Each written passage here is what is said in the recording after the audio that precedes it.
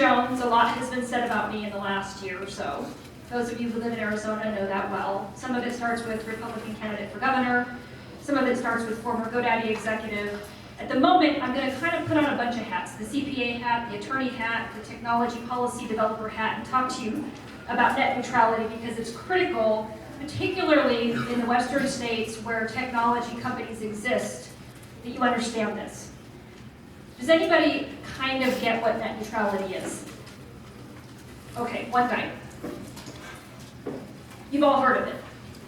Yep. I know you've heard of it because we've been talking about it since 2003.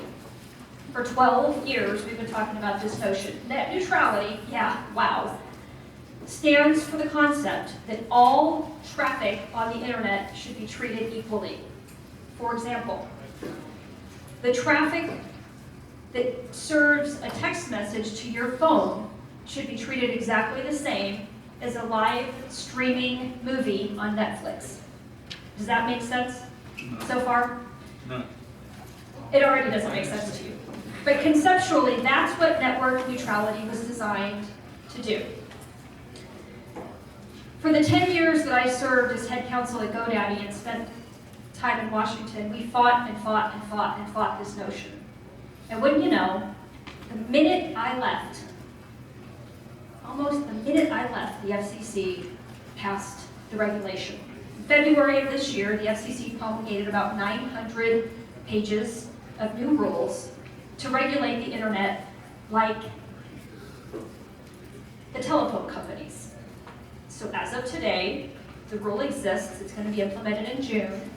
It says internet service providers should be treated as common carriers in the telephone company context.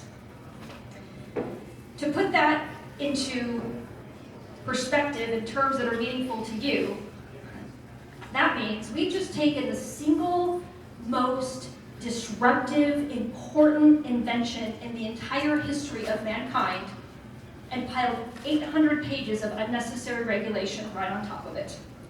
Anybody here think that's a good idea?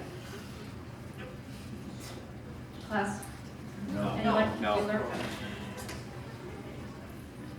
What the FCC did was shoehorn the internet into the 1932 Title II Common Carrier Rules. You're nodding like that's a good idea. Understand. Okay. You guys all remember when Ma Bell was the only bell, right? And the phones used to work? And then you remember when it got broken up and the phones didn't work? Anybody not old enough to remember that? Maybe Fred. This is exactly what is being proposed to happen on the internet. On the one hand, and this is really important for conservatives who are supported by most of these organizations, on the one hand you have a whole corporate cabal opposing this. All of the internet service providers, AT&T, Comcast, Cisco, Amazon, a bunch of major technology companies. The awkward part is, on the other hand, you have a whole other major corporate cabal in favor of it. Google, Facebook, Yahoo. Here's what you should know. If we don't deregulate and continue to keep the internet free, it is going to stop technology advancement. The liberals will have you believe exactly the opposite, that we must regulate it so it can continue to grow. Nothing could be further from the truth. This is where I give you my corporate disclaimer.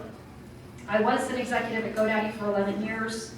While I was there, I took no official policy on this legislation or this regulation.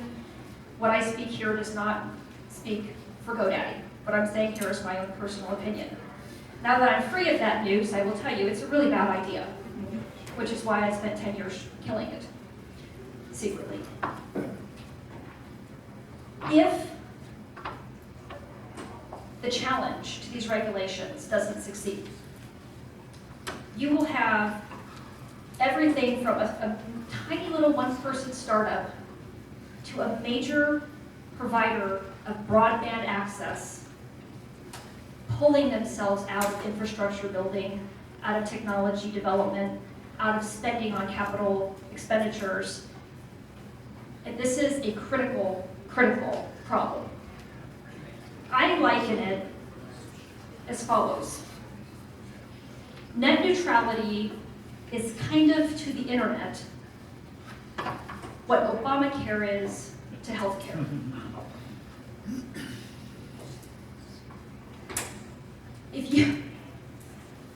I can't say it with a straight face. If you applied Obamacare to the internet, and you were, say, Comcast or AT&T, would you ever spend another dollar improving your infrastructure? No, you wouldn't. Why? Because now I get to tell you, Brenda, how you can treat your customers, how you can serve your service, how you can deliver your product, and oh, by the way, you have to treat every single packet that you deliver exactly the same. Nobody in the history of mankind thought this was a good idea, except the liberals. So what are you going to do about it? What are you going to do about it? The rules have been promulgated. They were put into effect in February. They're going into effect on June 12th, something like that. AT&T filed a lawsuit to stay the implementation of the rules, to which the FCC quickly said, we don't really care, we're doing it anyway. Okay, let me say that again. AT&T filed a lawsuit to stay the implementation of the regulations, to which the Federal Communications Commission said, they don't really care. Pretty much the Obama administration's MO, right? Yep. What are you going to do about it? Anybody here have Cox, Comcast, AT&T as your ISP? Yeah, pretty much everybody. Any of those companies represented in any of your districts? I know there's some Washington people here. I met you earlier, right? You guys have a bunch of technology leaders in your district. You have to get the people who are decision makers and policy makers on these issues engaged at your local level. Even if the headquarters of AT&T isn't in your district, AT&T has a presence in your district, I assure you. And almost certainly so do the other major ISPs. I know they're in your district because you have a major, major intersection of, I'm pointing to Representative Livingston, a major intersection of ISPs that go right through where you live. Get these people engaged. And importantly, you have to make them understand this is not about a power grab. This is not about Comcast trying to keep the little guy from getting his message out on the internet. We've never had this regulation before, and the internet seems to have worked just fine. Every time I pick this up and turn it on, the internet comes up. It's a miracle. It's a beautiful Christmas miracle. Oh, he forgot his phone. Aren't you glad I did that?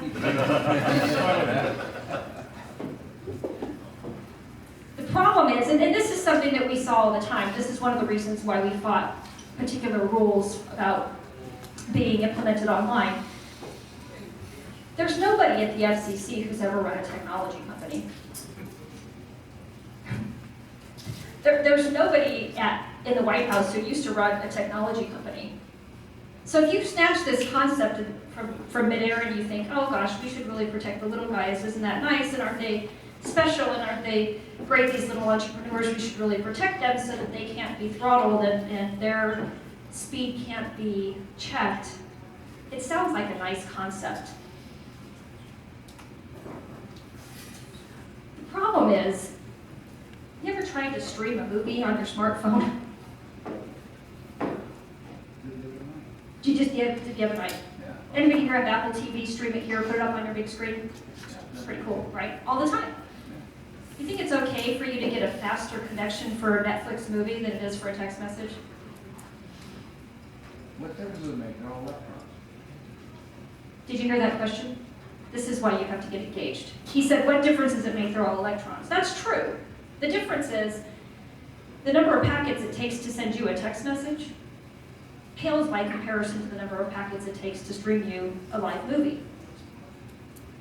So this notion of having a fast lane and a slow lane, and I assure you, when you're driving across I-80 and some guy in a semi is going 45 in the fast lane, you get this. You desperately want him to move over to the right. Like, dude, do you not know you should move to the right lane? I'm trying to pass you here. This is why it matters. Yeah, they're electrons. Yeah, that semi's driving down the freeway. But you're trying to go 75 and he's going 45? Why don't they go at different speeds? Because, help me that. Why don't they go at different speeds? Why don't they go at different speeds? You know, at the moment they do. Yeah. And it works really good. It works really, really well. What the FCC just promulgated says they must not go at different speeds. They may not, they might not, you get to pick. They must not go at different speeds. Every single packet has to be treated the same. That doesn't make sense in any context, least of all in the technology community. Now, they asked me to talk about job creation, so let's just go to the bottom line first, and then we can talk about some details. The bottom line is this is a no-brainer job killer. No-brainer. This is a job killer. And the short reason is because if I'm GoDaddy and I spend hundreds of millions of dollars every year building my infrastructure, and somebody just tells me I don't get to pick how I use it, I'm going to stop spending. Now, we rate the globe with our data centers. We have people all over the world doing what we do. Every single day, about 10 or 11 billion DNS queries run through our servers. About a third of the traffic on the internet. Do you guys know that? Yeah, it's a big deal. Why would I possibly want to keep spending if I knew that the federal government was just going to come to me and say, you know what, I know that customer over there is a really big customer, but you can't treat him any differently than the guy that has one domain name. Why would I possibly do that? So now I'm just going to say my technology today is what the technology is going to be for time and all eternity.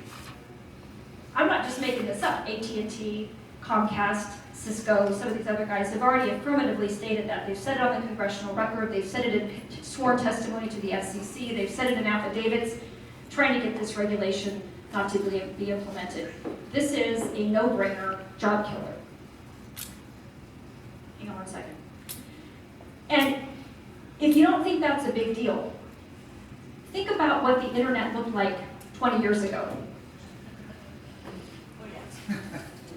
Okay, maybe if you were really lucky, it sounded like that. Think about what it looked like 10 years ago. Anybody already have cable, Wi-Fi, broadband 10 years ago? So you were early adopters. 2005, you already had broadband. Think about it, what it looks like today. Anybody still have that? No, well, one lady in Globe that was supporting me on my campaign, she does, but I love her. That's what happens when you release the private sector to improve on its own. Advancements of that order of magnitude happen that quickly, every single year, time after time after time. Don't you want in 10 more years for us to be looking back at 2015 going, we had no idea what was coming. We had no idea. We don't, as we stand here today, know, but we know something's coming, and it's going to be an order of magnitude better than what you have today. This is why it's critical. Put aside the fact that you can't stand the Obama administration for a second. And none of us can stand the Obama administration. Put that aside for a second. This kind of stuff matters. Because guess who gets to appoint the FCC commissioners? Guess who gets to appoint the FDA commissioners to the pharma people in the room? Guess who gets to appoint the Supreme Court justices? These kind of things matter.